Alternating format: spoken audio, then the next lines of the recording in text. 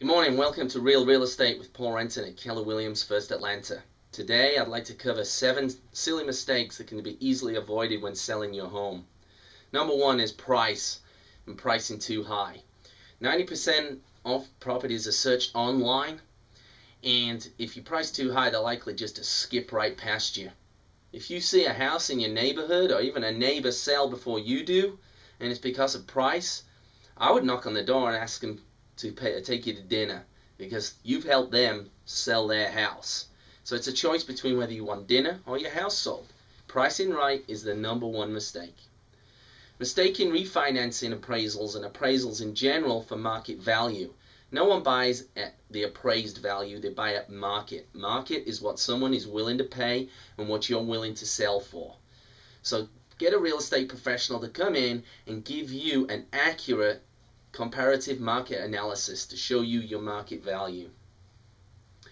Let's look at showcasing your home. A lot of people forget that when someone walks into their house, they're going to be there for about initially 60 seconds, maybe 5 minutes if you're lucky, and they're going to make initial decisions based on smell and sight. If the house smells good and it looks decluttered, they can move around freely, they're more likely to place an offer on your house.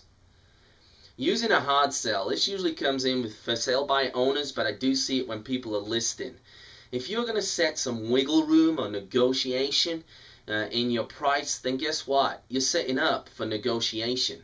And if you're not an expert negotiator or you can't back up that price, very likely, number 1, pricing too high, they're going to miss your property. And they're not going to want to negotiate. America's not really a negotiating country. We don't haggle over things. We want the best price straight away. So that's what you've got to be able to set. The best price straight away. Okay, being ignorant of your rights and responsibilities. If you're going to for sale by owner, or even if you're going to be using an agent, make sure you understand the documentation, the exclusive listing agreements, the federal laws, the state laws that you have to abide by. You know, these are things that we've got to do so we can go through to a smooth closing and make sure that you stay out of trouble and you get a smooth sale of your home. Looky-loos, my favorite.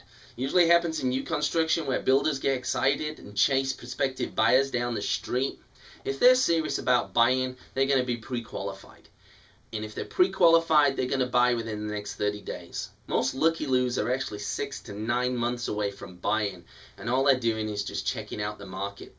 Again, that raises your false hope and wastes your time.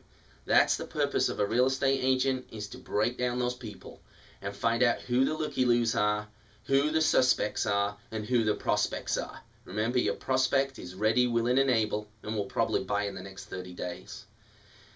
The last thing that we're looking at is signing a listing contract with an escape clause. We see this all the time. People listing with friends, or they're listing with someone that they're not happy with. If you list with me and put me to work today, and I don't do my job, an email is all you need to send to fire me. Get me out of that job, because my job is to get your house sold for the most money in the quickest possible time. I don't want you tied into a contract that doesn't work, and that's why these days we're taking about 50% of the listings that we normally would take. It's a business partnership, it's an emotional roller coaster, and we've got to have trust on both sides of the table. So make sure that when you do sign with someone that you have a good working relationship. And if that working relationship doesn't work, just fix it. This is Paul Renton for Real Estate. I hope you have a great weekend.